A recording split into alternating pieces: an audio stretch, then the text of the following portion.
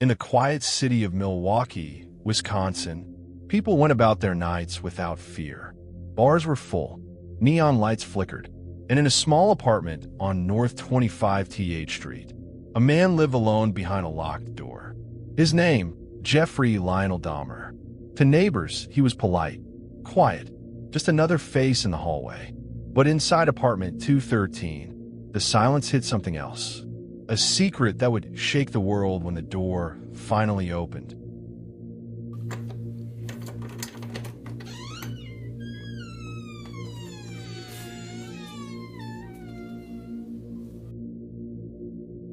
Jeffrey was born in 1960, a shy boy from a broken home. He loved animals, collected bones, and watched his father clean them in acid. It seemed harmless then, but curiosity can rot into something darker. Through high school, his isolation grew. He learned how to hide in plain sight, a smile masking a storm. And by his 20s, that storm had a name: control.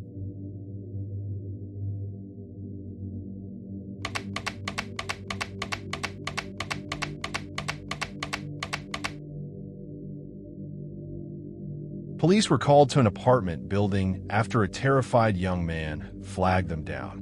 He said he had escaped from the man upstairs. At first, the officers didn't believe him, until they followed him back to apartment 213.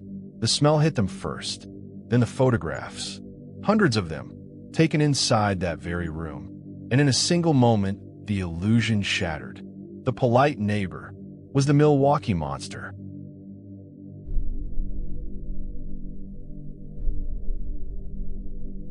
When the truth spread, people asked the same question over and over. How can no one know? But monsters rarely look like monsters.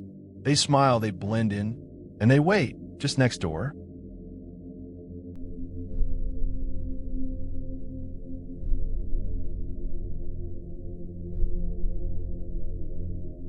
Inside that small apartment, police stood frozen. Everywhere they looked, they found proof of nightmares they could hardly believe. Jeffrey Dahmer didn't fight. He didn't run. He simply said quietly, "For what I did, I should be dead." He spoke with calm precision, as if he'd been waiting for the moment to come.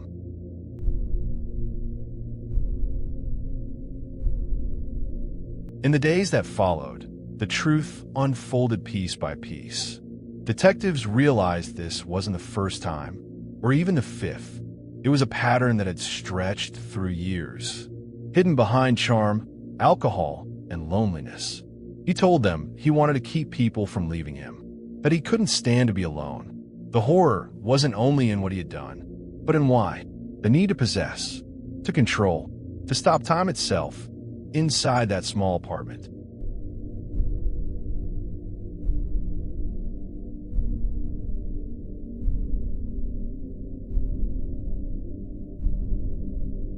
As evidence poured in, the media swarmed.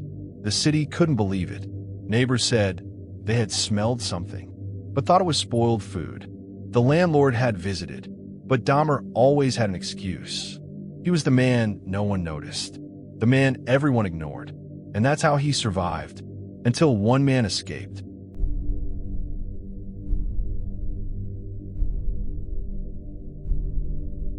Psychologists try to understand what made Jeffrey Dahmer what he became. Was it childhood neglect? Mental illness? Evil? But Dahmer himself didn't claim madness.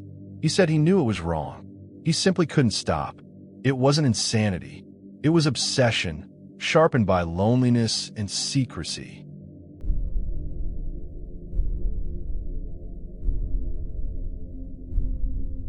In court, families of the victims faced him. The world saw not a monster, but a quiet man in glasses, expressionless, almost polite.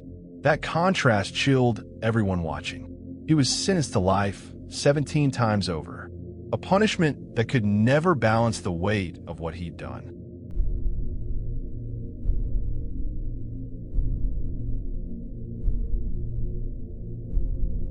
Behind walls, he read the Bible, talked about forgiveness, and told interviewers he wanted the world to learn from him, not fear him.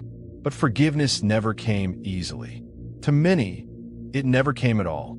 In 1994, another inmate ended his life. And with that, the silence in Milwaukee deepened again.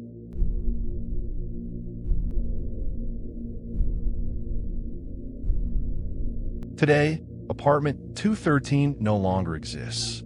The building was demolished, erased from the city like a wound trying to heal. But the story remains. A reminder that evil doesn't always arrive with fangs and fire. Sometimes it wears a smile, lives next door, and pretends to be ordinary.